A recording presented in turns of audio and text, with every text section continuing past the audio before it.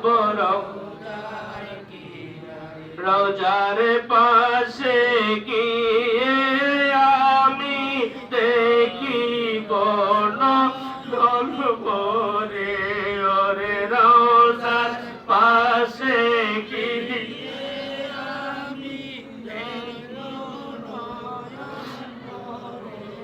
আমি কবে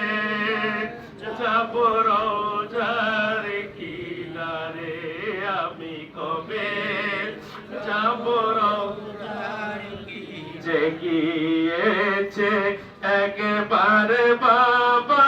নবীজির দরবারে যে